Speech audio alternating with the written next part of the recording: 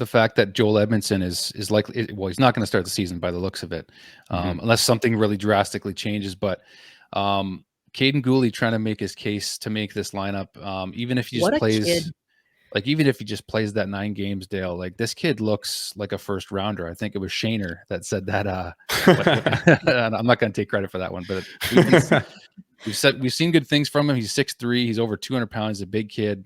Doesn't look out of place right now. So what do you think they should do with Guhle to handle him properly?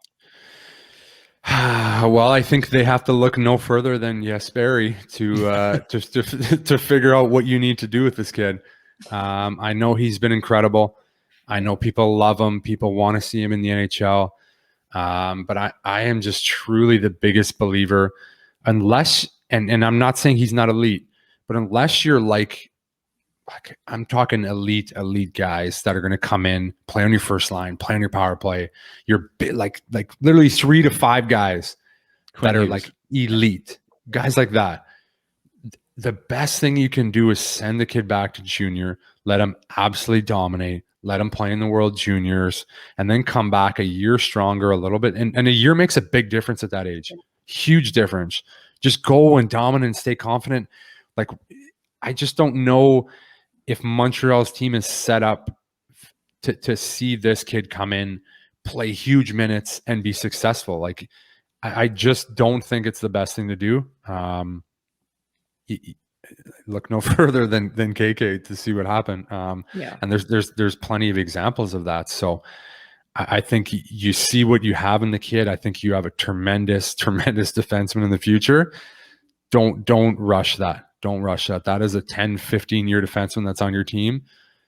I don't agree in rushing it. I've never, like I said, unless you're like that elite guy that comes in and he's, a point a game forward or like a minute eating defenseman that's going to play 30 minutes, he's going to be elite, send him back to junior. That's what I'm wondering. Yeah, go ahead. No, go ahead. I was agreeing. I think don't rush his development. The year extra, like you said, is going to make a huge difference when he comes back to camp next year. And who knows, we might actually have the perfect spot for him next year too, right? Mm-hmm. Yeah, I think a year from now. I was just thinking more of like they're just stuck and, they have to put someone in until Edmundson's back and maybe just take a look at him for 9 games. But is that a recipe for disaster too, potentially, if they do? Because what if he does play well and they just can't kick him into the lineup?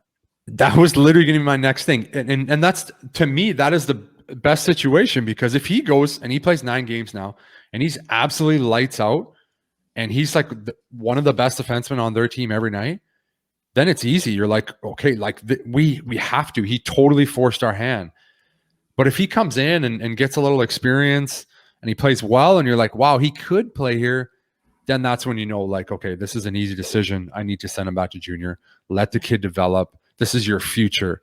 You're not going to rush him. Okay, he's average for 9 games and then we force him into the lineup. I mean, when I was in Philly, Nolan Patrick was a 2nd overall pick. And he played 9 exhibition games in preseason. And I think he had 1 assist in the 9 games. They didn't really give him he wasn't on the power play a lot. They didn't really give him a good look. He's an offensive player. He's drafted 2nd overall. They kept him. He's playing on the 4th line. He's, he ended up getting hurt. Like, it was just, I've seen a lot of bad situations where that happens to guys.